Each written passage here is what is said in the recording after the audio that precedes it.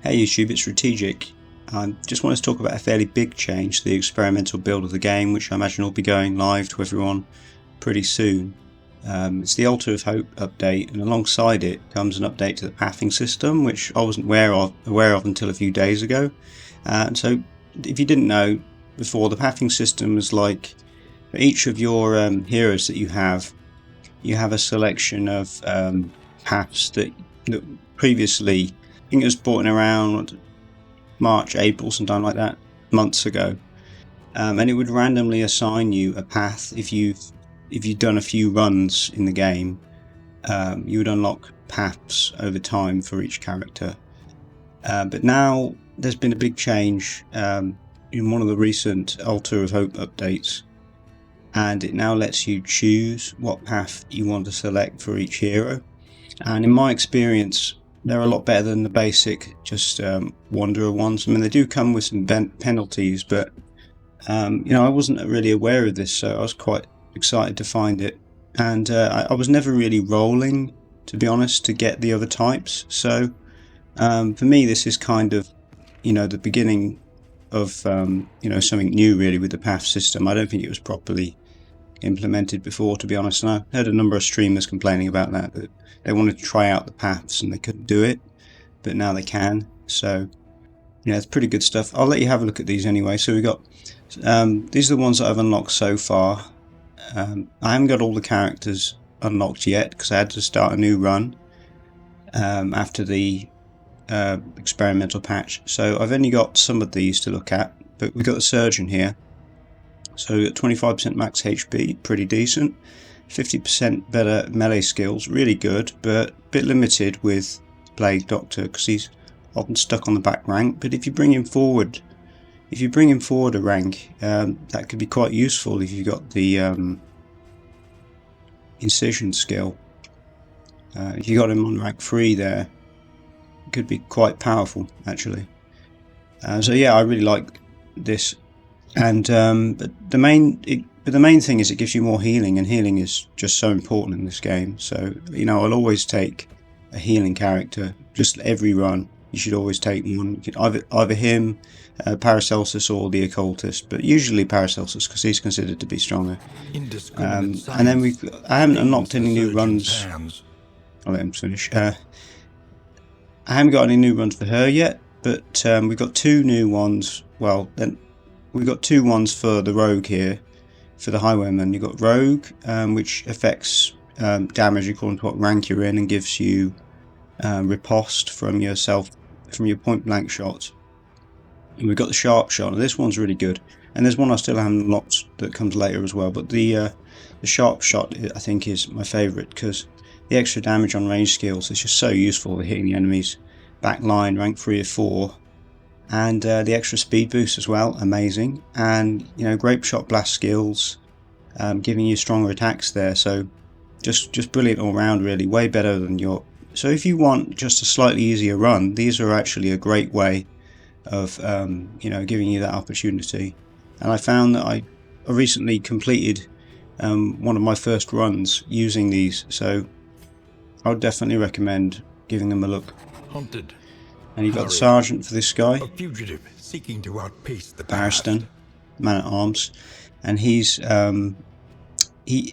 main benefit is he gets move resistance. He does less damage, but he's kind of more of a commander, and he gives a bit like Paracelsus's ounce of prevention. He's giving buffs to your whole team, but the difference with him is he gets that just from being there. So each ally on start plus 50% bleed resistance, blight resistance, fire resistance, etc.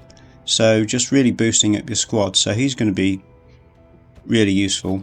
Pride. And then lastly, More devastating than the horrors of 100 campaigns. And then we've got our leper here. Making peace with adversity is the very essence of existence. Okay, so you got a bit of a trade-off with this one, so it's debatable as to whether you want to take this one. But with all the other ones, it's they're fairly clear upgrades, I would say. Like less damage on Barristan. It's not great, but the bonuses he provides, I think, outweigh that. To be honest, the only drawback of these is that you get less candles, at the altar. So if you're looking to collect candles, maybe not the best thing to do if you're starting, but if you're looking to finish runs and get candles that way, definitely pick these paths, because they really provide some pretty decisive bonuses. So anyway, back to the point, you've got Tempest with the leper, and so chop skills doing more damage. So I tested that, and that only applies to chop, but chop's a pretty good ability anyway. And then you've got status resist. I can't remember what that's called, but it makes him resistant to all the different abilities that he can be attacked by. What's it called? Debuffs.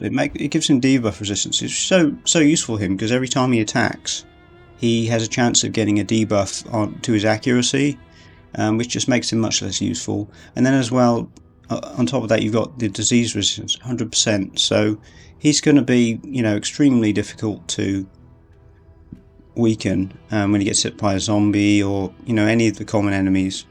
So that's going to be cost saving for you when you're heading to hospital. You're not going to have to worry about getting him treated very much. But the drawback of all that is less health and less speed. So up to you whether you want to pick this one.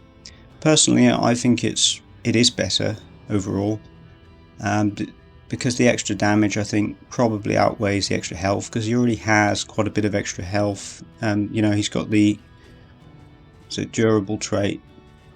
The game considers him durable anyway, so I can't remember exactly how much health he has, but it's comparable to the others, so you're probably going to want to take this one. So yeah, I think we'll just make a start on this run. Have a quick look at our characters, and I think, to be honest, I'll probably end the video here. There's also been some, for those of you interested, there's also been some lighting changes in the latest patch, and a lot of people really like them. Yet remains of the world.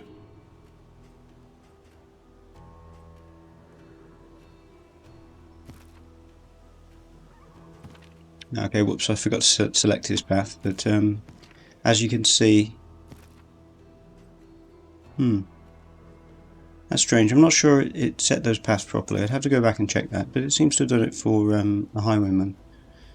So yeah, so thanks for watching, and catch you in the next video. I'll probably be doing more Warhammer 3 videos soon.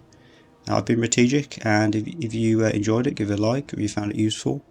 And as I said, this was for the experimental build of the game, which is likely to be going live soon. So anyone interested in these roles, they've been properly implemented into the game now, so I'd recommend giving that a look. Might be a few bugs there, possibly.